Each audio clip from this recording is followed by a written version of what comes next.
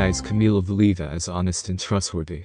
This was reported by The Times with reference to the reasoning part of the decision of the Court of Arbitration for Sport in the Valieva case. The arbitrators concluded, based on the evidence of both Valieva and the appellants, that she did not intentionally cheat. Some members of the cause panel felt that a 4-year ban for such a young athlete was a cruel and disproportionate punishment. According to the source, members of the cause panel found Valieva honest and trustworthy. Valieva's side could not prove that the skater's grandfather took trimetazidine. This was reported by The Times with reference to materials from the Court of Arbitration for Sport, CAS. The defense notified CAS that Gennady Solovyov, father of Valieva's mother's ex-partner, suffers from heart disease. He took Kamila to training and sometimes cooked food for her.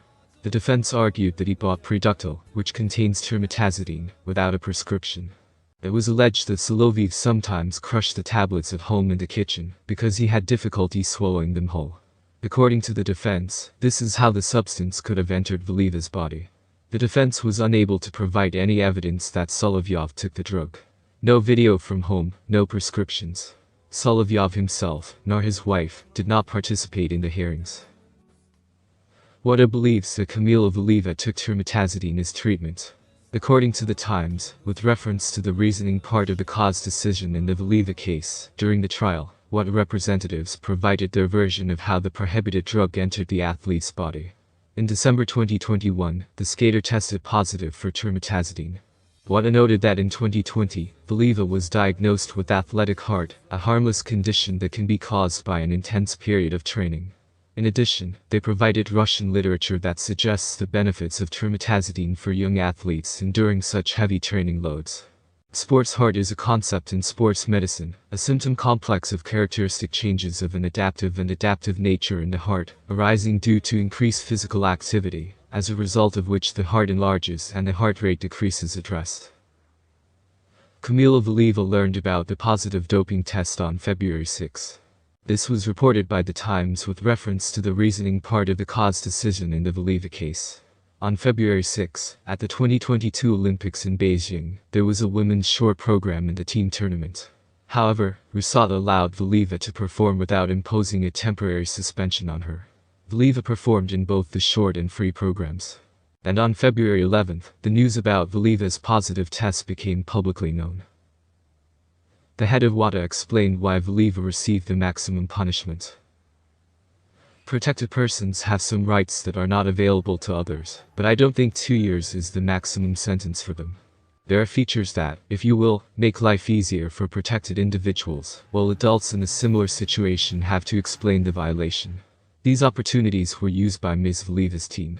The story that was given to the court was a dessert made by her grandfather. Nobody believed it. There was no evidence to support this theory.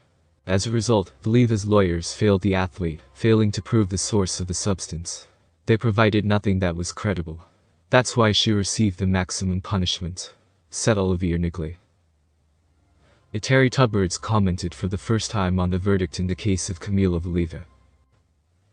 For 2 years now I have not commented in any way on the situation with doping discovered in Kamila Valieva at the Russian Championship in 2021, despite the undeserved endless hate and accusations against me. Our entire team was strictly prohibited from making any comments or assessments of what was happening, as this could influence and interfere with the investigation. And I, probably more than anyone, wanted this story to be thoroughly investigated, and so that I would not be left with any questions, even if it was an oversight, a mistake or a crime on someone's part. For many years now I have been working, sometimes without days off or vacations, for the sake of athletes' results, and I, like no one else, want to know what happened to Kamila and how this drug got into her body. All my athletes were and remain clean. I am for clean sport, it cannot be otherwise. Our athletes have been competing at international competitions since 2010. And it will probably be impossible to count the number of doping tests that were taken during this time.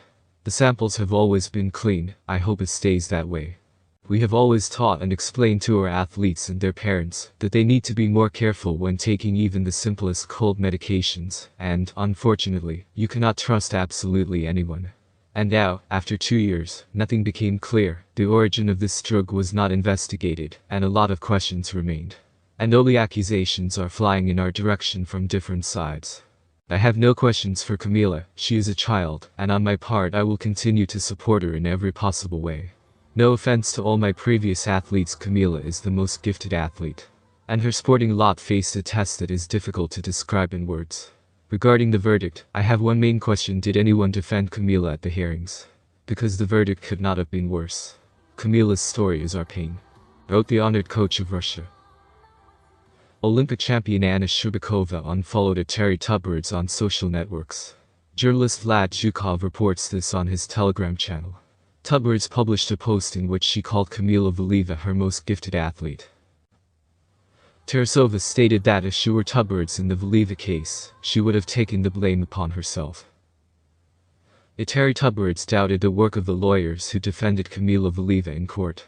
Do you think it's possible for a coach not to know those who are defending her athlete in court? Eteri Tubberudze could not help but know who defended Kamila in court. This is the first thing a coach should be interested in. Not only Valieva, but also Eteri Tubberudze herself is involved in the situation. How can she not know this? We should ask her who defended Kamila in court. If, God forbid, such a situation had happened to me, I would have said that I was to blame. I don't evaluate the actions of Eteri Tubberudze, but I would say that I was to blame, confuse, gave the wrong thing, but would remove responsibility for this from the child. This looks like the only right decision, said Tatiana Tarasova. Kamila Valieva interrupted training in Eteri Tubberudze's group. A figure skater is not allowed to train at state skating rinks. According to TASS, Valieva has not appeared at the Tubberudze Figure Skating Palace in Yasenevo since last week. Putin said that without Russians, international competitions become flawed. We, of course, will develop our sport, we will support our athletes, we will organize sports venues, including international ones, which everyone now knows about, the games of the future and so on, within the framework of BRICS, and all others. And we will support the sport in every possible way. And today's major international competitions within the framework of the Olympic movement, of course, are becoming flawed. Competitions in some sports become uninteresting without Russian athletes, because they are leaders in many areas. By the way, even decent people in this area, athletes, understand this and regret what is happening. For our part, we will adhere to the principles of Olympism, Putin emphasized during the meeting. Gennady Zyuganov called the disqualification of Kamila Valieva a shameful decision. One of the most shameful decisions in sports. Kamila is a pearl, she was created for this sport, said Zyuganov, leader of the Communist Party of the Russian Federation.